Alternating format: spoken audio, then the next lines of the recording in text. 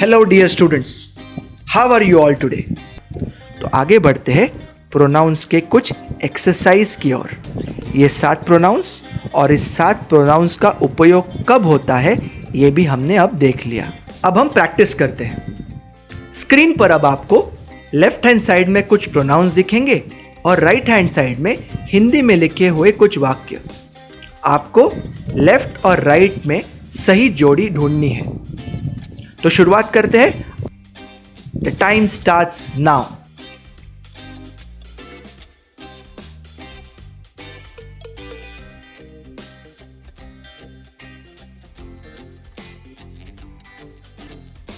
Okay, stop. इस practice के सही आंसर्स है। अगर आपके आंसर्स भी यही थे तो कॉन्ग्रेचुलेशंस, आपको प्रोनाउंस कब इस्तेमाल करने हैं ये समझ में आ गया है। और अगर ये समझ में आ गया है तो आगे वाला जो पार्ट है ना वो समझने में आपको बहुत आसानी होगी। तो चलिए कंटिन्यू रखते हैं प्रोनाउंस को। अभी आपके स्क्रीन पर लेफ्ट हैंड साइड में एक इंग्लिश में वर्ड आएगा और राइट हैंड साइड में मैं उस इंग्लिश शब्द का आपको मतलब भी दूंगा। आपको करना क्या है, शब्द को देखकर यह पहचानना है कि ये शब्द प्रोनाउंस टेबल में कौन से 7 प्रोनाउंस में से एक है। शुरुआत में मैं आपकी मदद करने वाला हूं, उसके बाद आपको खुद को कोशिश करनी है। तो शुरुआत करते हैं। पहला शब्द है कैट। कैट यानी कि बिल्ली, एक वचन है। मैंने कैट्स नहीं कहा, मैंने कैट कहा, एक वचन। प्रोनाउंस टेबल में एक वचन कौन से होते हैं? आई, यू, ही, शी और इट। आई और यू तो एकदम आसान है, तो बचे कौन से? ही, शी, इट। कैट यानी कि प्राणी, एक वचन, और प्राणी यानी कि इट, तो कैट का प्रोनाउन बनता है इट। अगला वर्ड कैट्स टेल। टेल यानी कि पूंछ। कैट्स टेल मतलब बिल्ली की पूंछ, एक बिल्ली की पूंछ। मैं किसके बारे में बात कर रहा हूं? मैं बिल्ली की पूंछ के बारे में बात कर रहा हूं। वन टेल, टेल्स नहीं है, एक ही पूंछ है।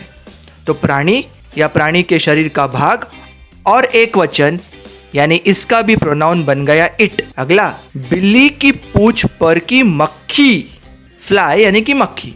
मैं किसके बारे में बात कर रहा हूं? पूंछ के बारे में नहीं, बिल्ली के बारे में नहीं, मैं बिल्ली के पूंछ पर जो मक्खी है उसके बारे में बात कर रहा हूं। मक्खियों के बारे में नहीं, मक्खी के बारे में। मक्खी एक वचन और प्राणी, इसलिए इस थर्ड क्वेश्चन का भी आंसर हो गया इट। चौथा, wings of the fly on the cat's tail. बिल्ली की पूंछ पर की मक्खी के पंख। विंग्स कहा मैंने विंग नहीं कहा, विंग्स कहा, यानी कि अनेक वचन। अनेक वचन तो प्रोनाउंस टेबल में सिर्फ 2 होते हैं, दे और वी। अगर मैं उनमें शामिल हूं तो वी, अगर मैं उनमें शामिल नहीं हूं तो दे। मैं विंग्स की बात कर रहा हूं, मैं तो उसमें शामिल हो ही नहीं सकता। तो चौथे प्रश्न का सही जवाब है दे। पांचवा, फादर। फादर यानी बाबा या पिताजी, एक वचन और पुरुष, इसलिए इस प्रश्न का जवाब है ही। Sixth, mother.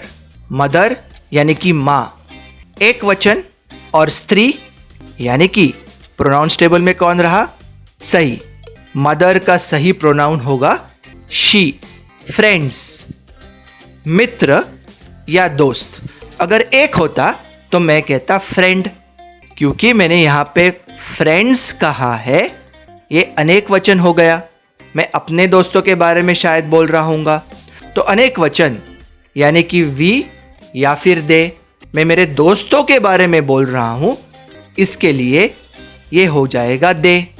ध्यान देना है, शब्द पढ़ते से ही पहले तो ये देखना है कि एक वचन है, अनेक वचन। अगर अनेक वचन हुआ तो एकदम आसान, या तो वो वी होगा या फिर दे होगा। अगर मैं उसमें शामिल हूं तो वी, नहीं हूं तो दे। एक वचन कौन कौन से है? आई, यू, ही, शी, इट। आई तो एकदम आसान है। यू जिससे मैं बात कर रहा हूं वो, तो बचे कौन से? ही शीट। अभी इसमें अगर जिसके बारे में हम बात कर रहे हैं वो प्राणी हो, छोटा बालक हो या निर्जीव वस्तु हो या प्राणी के शरीर का हिस्सा हो तो स्ट्रेट फॉरवर्ड आंसर है इट। अगर पुरुष हो तो ही और अगर स्त्री हो तो शी। आसान है ना? जारी रखते हैं। मेरा अगला सवाल है मैटरनल अंकल। अंकल यानी इंग्लिश में चाचा, मामा, सभी को हम अंकल कहते हैं। मैटरनल अंकल होता है मामा। मदर के साइड के अंकल इसलिए मैटरनल अंकल, इसलिए मामा। पिताजी के साइड के अगर चाचा जी रहेंगे तो उन्हें हम इंग्लिश में कहते हैं पैटर्नल अंकल। तो मैटरनल अंकल और पैटर्नल अंकल। मैटरनल अंकल मामा, पैटर्नल अंकल चाचा। मैं एक मामा की बात कर रहा हूं, मैंने मैटरनल अंकल्स नहीं कहा, मैंने मैटरनल अंकल कहा। तो ये एक है और पुरुष है, इसलिए आंसर आ गया ही। अगला मैटरनल अंकल्स डॉटर। डॉटर यानी बेटी, मामा जी की बेटी। बेटी या नहीं, बेटी। एक बेटी के बारे में बात कर रहा हूं मैं। बेटी यानी कि स्त्री और एक वचन, इसलिए मैटरनल अंकल्स डॉटर का प्रोनाउंस टेबल पे सही जवाब है शी। अगला है फ्रेंड। फ्रेंड यानी कि मित्र या दोस्त। पहले मैंने आपको फ्रेंड्स दिया था, इसलिए आंसर बहुत सही था दे। यहां पे मैं आपको एक वचनी दे रहा हूं फ्रेंड। स्त्री भी हो सकती है या पुरुष भी हो सकता है, इसमें मैंने ऐसे कुछ लिखा नहीं है, इसलिए इस फ्रेंड का प्रोनाउंस टेबल में जो जवाब है वो ही भी हो सकता है और शी भी हो सकता है। अगला वर्ड है ट्री। ट्री यानी कि पेड़। बच्चों ध्यान से देखो, मैंने ट्रीज नहीं कहा है, मैंने कहा है ट्री यानी कि एक वचन। एक पेड़ के बारे में बात कर रहा हूं। अंग्रेजी में ना एक वचन का अनेक वचन करना हो तो आखिर में एस जुड़ जाता है। स्पेलिंग कभी कभी आगे पीछे हो जाती है, कभी कभी सिर्फ एस जुड़ता है, कभी कभी आई एस जुड़ता है, लेकिन एस जुड़ने से एक वचन का अनेक वचन बन जाता है। तो ये एक तकनीक है देखने के लिए कि जिसके बारे में मैं बोल रहा हूं वो एक वचन है अनेक वचन। तो ये तो रहा एक वचन। अभी ये मनुष्य नहीं है, एक वचन और मनुष्य नहीं, तो कौन सा प्रोनाउन बनेगा? बिल्कुल सही, इट। नेक्स्ट वर्ड है mango hanging on the tree. पेड़ पर लटकने वाला आम। हैंग मतलब लटकना, मैंगो मतलब आम। तो mango hanging on the tree यानी पेड़ पर लटकने वाला आम या लटकता हुआ आम। किसके बारे में बात कर रहा हूं मैं? पेड़ के बारे में नहीं, मैं पेड़ पर लटकने वाले उस आम के बारे में बात कर रहा हूं। एक आम के बारे में, मैंगो है। तो क्या बनेगा? बिल्कुल सही, मनुष्य नहीं, निर्जीव है, इसलिए प्रोनाउंस टेबल पे बनेगा इट। अगला है mangoes hanging on the tree. क्या फर्क रहा? अच्छा, इसमें हम मैंगोज की बात कर रहे हैं, एक आम की नहीं, बहुत सारे आम की बात कर रहे हैं हम। अगर बहुत सारे बने तो क्या होता है? वी होता है या दे? वी तो हो ही नहीं सकता, मैं आम थोड़ी हूं। तो इसका कौन सा सही प्रोनाउन बनेगा? वेरी गुड, इसका प्रोनाउन बनेगा दे।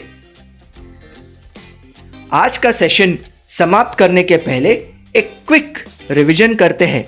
आज हमने आपके साथ जो नए शब्द पढ़े, स्क्रीन पर अभी आपको इंग्लिश में कुछ शब्द दिखेंगे। कौन से शब्द? जो मैंने आपके साथ प्रीवियस एक्सरसाइज में किए, cat, car, road, tree, mango. आपको कुछ शब्द दिखेंगे और राइट साइड में हिंदी अर्थ भी रहेंगे। आपको कुछ समय लेकर उस इंग्लिश शब्दों को हिंदी अर्थों के साथ जोड़कर सही जोड़ी पहचाननी है। तो शुरुआत करते हैं। Your time starts now.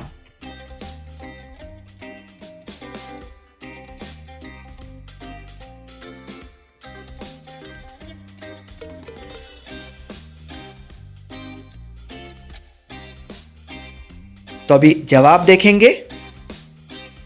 जो सही जवाब है अभी आपके स्क्रीन पर आपको दिख रहे हैं।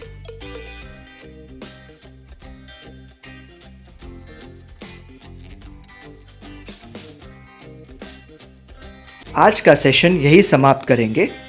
अगले सेशन में मैं आपके साथ एक बहुत महत्वपूर्ण कॉन्सेप्ट लेके आने वाला हूं। आप रेडी हो ना? क्योंकि हम तो बहुत एक्साइटेड हैं। तो आज के लिए इतना ही। आप सब अपना ख्याल रखिए। Take care, have fun.